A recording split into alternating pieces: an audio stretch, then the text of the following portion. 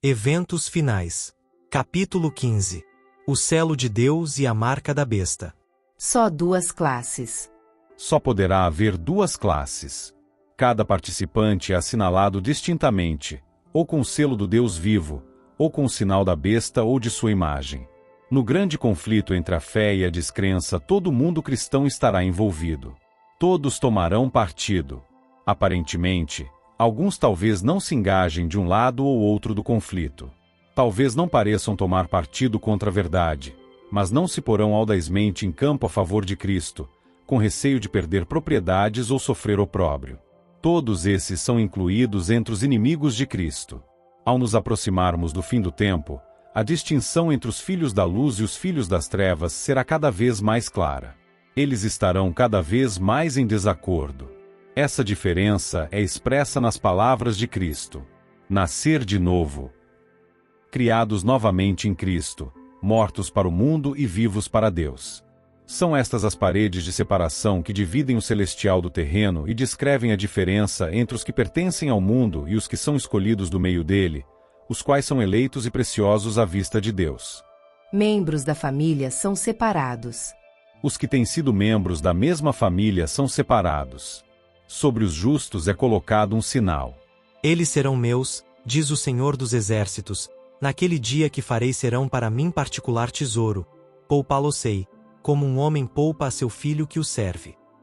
Malaquias 3, verso 17. Os que forem obedientes aos mandamentos de Deus, unir-se-ão com o grupo de santos na luz, entrarão na cidade pelas portas, e terão direito à árvore da vida. Esse será tomado. Seu nome permanecerá no livro da vida, ao passo que os que com ele se associam terão a marca da eterna separação de Deus. Julgados pela luz que recebemos. Muitos que não tiveram os privilégios que nós tivemos entrarão no céu antes dos que tiveram grande luz, mas não andaram nela. Muitos viveram de acordo com a melhor luz que tiveram, e serão julgados em conformidade com isso. Todos terão de esperar pelo tempo designado, até que as advertências tenham ido a todas as partes do mundo, até que suficiente luz e evidências tenham sido dadas a cada pessoa. Alguns terão menos luz do que outros, mas cada um será julgado de acordo com a luz recebida. Foi-nos concedida grande luz a respeito da lei de Deus. Esta lei é o padrão do caráter. Requer-se agora que o homem viva de acordo com ela, e seremos julgados por essa lei no último grande dia. Nesse dia os homens serão tratados segundo a luz que receberam. Os que tiveram grande luz, e a desprezaram, encontram-se em pior situação do que aqueles a quem não foram concedidas tantas vantagens. Eles exaltam a si mesmos, mas não ao Senhor. A punição imposta aos seres humanos será, em todos os casos, proporcional à desonra que eles causaram a Deus. Cada qual receberá esclarecimento bastante para fazer inteligentemente a sua decisão. Não há desculpa para cegueira voluntária. Ninguém será condenado por não fazer caso da luz e do conhecimento que nunca teve e não pôde obter. Muitos, porém, recusam obedecer à verdade que lhes é apresentada pelos embaixadores de Cristo, porque desejam acomodar-se ao padrão do mundo, e a luz que penetrou no seu entendimento, a luz que resplandeceu na alma, condená-los-á no juízo. Os que têm oportunidade de ouvir a verdade, mas não se esforçam para ouvi-la ou compreendê-la, pensando que, se não a ouvirem não serão responsáveis, serão considerados culpados perante Deus, como se a tivessem ouvido e rejeitado. Não haverá desculpa para os que preferem continuar no erro, quando poderiam compreender o que é verdade. Em seus sofrimentos e morte, Jesus fez expiação por todos os pecados de ignorância, mas não foi tomada nenhuma providência para a cegueira voluntária. Não seremos considerados responsáveis pela luz que não atingiu nossa percepção, mas pela luz a que resistimos e que rejeitamos. Um homem não poderia compreender a verdade que nunca lhe foi apresentada, e não pode, portanto, ser condenado pela luz que nunca teve. A importância da beneficência prática. As decisões do último dia recaem sobre nossa beneficência prática. Cristo reconhece cada ato de beneficência como feito a Ele mesmo.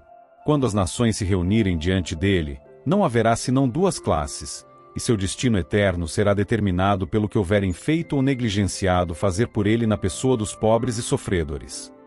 Há, entre os gentios, almas que servem a Deus ignorantemente, a quem a luz nunca foi levada por instrumentos humanos, todavia não perecerão. Conquanto ignorantes da lei escrita de Deus, ouviram sua voz a falar-lhes por meio da natureza, e fizeram aquilo que a lei requeria. Suas obras testificam que o Espírito Santo lhes tocou o coração, e são reconhecidos como filhos de Deus. Quão surpreendidos e jubilosos ficarão os humildes dentre as nações, e dentre os pagãos, de ouvir dos lábios do Salvador. Quando fizestes a um destes meus pequeninos irmãos, a mim o fizestes. Quão alegre ficará o coração do infinito amor quando seus seguidores erguerem para ele olhar, em surpresa e gozo ante suas palavras de aprovação. O motivo dá cunho às ações. No dia do juízo, alguns apresentarão esta ou aquela boa ação como pretexto para receberem consideração. Eles dirão: Eu montei um negócio para vários jovens. Dei dinheiro para fundar hospitais. Aliviei as necessidades das viúvas e acolhi os pobres em minha casa. Sim, mas os seus motivos estavam tão contaminados pelo egoísmo que a ação não era agradável à vista do Senhor. Em tudo o que fizeram, o próprio foi realçado consideravelmente.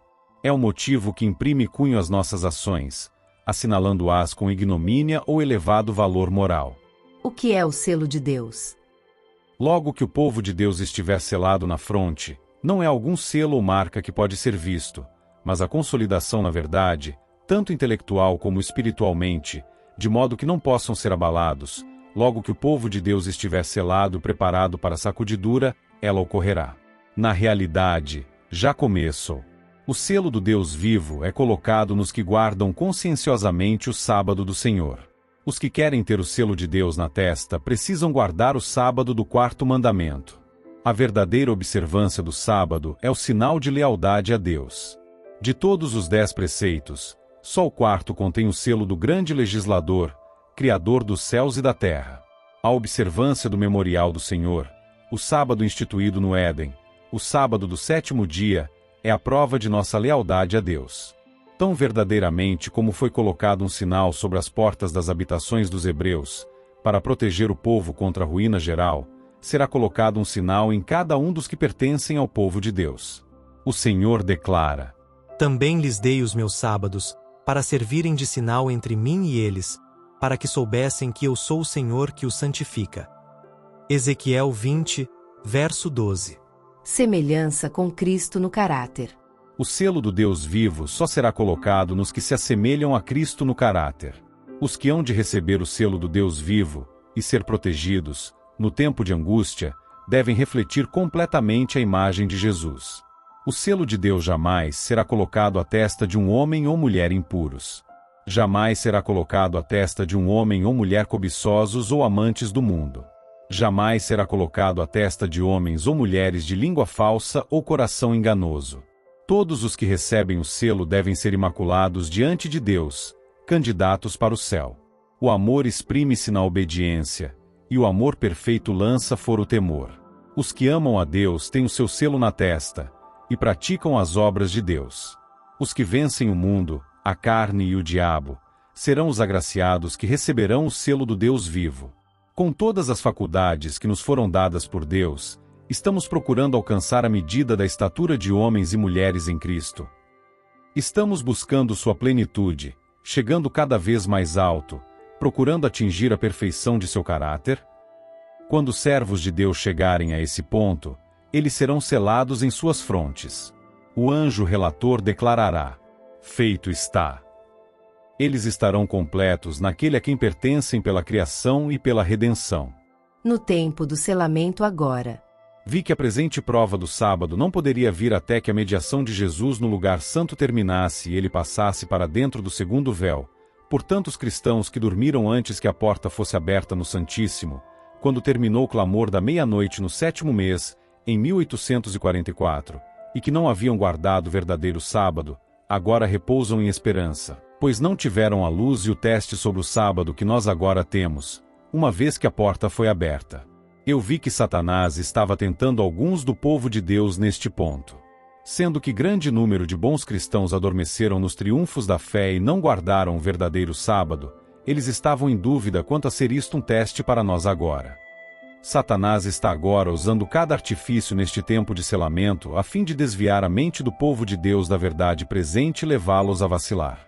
Vi que ela, Senhora, Astings estava selada, e a voz de Deus ressurgiria e se ergueria sobre a terra, e estaria com 144.000. Vi que não precisamos chorar sobre ela repousaria durante o tempo da angústia. Em nossa terra vivem homens que passaram dos 90 anos de idade. Os resultados naturais da velhice se fazem notar em sua debilidade. Mas eles creem em Deus, e o Senhor os ama. O selo de Deus está neles, e se encontrarão entre aqueles a cujo respeito o Senhor disse: Bem-aventurados os mortos que morrem no Senhor. Oxalá o selo de Deus seja colocado em nós. Dentro em pouco será colocado o selo de Deus em cada um de seus filhos. Oxalá ele seja colocado em nossas frontes. Quem pode suportar o pensamento de ser passado por alto quando o anjo se puser a selar os servos de Deus em suas frontes? Se os crentes na verdade não forem sustidos por sua fé nestes dias relativamente pacíficos, que os deterá quando vier a grande prova, e sair o decreto contra todos os que não adorarem a imagem da besta nem receberem na testa ou nas mãos o sinal. Não está longe esse tempo solene. Em vez de se tornar fraco e irresoluto, o povo de Deus deve estar reunindo forças e ânimo para o tempo de angústia. O que é a marca ou o sinal da besta? João foi convidado a contemplar um povo distinto dos que adoram a besta ou a sua imagem, observando o primeiro dia da semana. A observância desse dia é o sinal da besta. O sinal da besta é o dia de repouso papal. Quando vier a prova, será mostrado claramente o que é a marca da besta. Ela é a observância do domingo. O sinal, ou selo, de Deus é revelado na observância do sábado do sétimo dia, o memorial divino da criação. A marca da besta é o oposto disso, a observância do primeiro dia da semana. A todos, os pequenos e os grandes, faz que lhe seja dada certa marca sobre a mão direita ou sobre a fronte. Apocalipse 13, verso 16. Os homens não só não deverão trabalhar com as mãos no domingo, mas reconhecer com a mente que o domingo é o sábado. Quando é recebido o sinal da besta? Ninguém recebeu até agora o sinal da besta. A observância do domingo não é ainda o sinal da besta, e não será até que saia o decreto compelindo os homens a venerarem esse falso sábado. Chegará o tempo em que esse dia será a prova, mas esse tempo ainda não veio. Deus concedeu aos homens o sábado como sinal entre ele e eles, como uma prova da fidelidade deles. Os que, na grande crise que está perante nós, depois de receberem iluminação no tocante à lei de Deus, prosseguem desobedecendo e exaltando as leis humanas acima da de Deus, receberão o sinal da besta. O sábado será a pedra de toque da lealdade, pois é o ponto da verdade especialmente controvertido. Quando sobrevier aos homens a prova final, traçar-se-á a linha divisória entre os que servem a Deus e os que não o servem.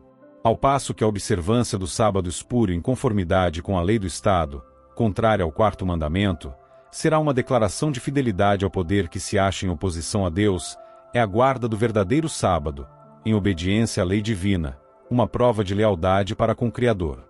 Ao passo que uma classe, aceitando o sinal de submissão aos poderes terrestres, recebe o sinal da besta, a outra, preferindo o sinal da obediência à autoridade divina, recebe o selo de Deus. A imposição da observância do domingo é a prova.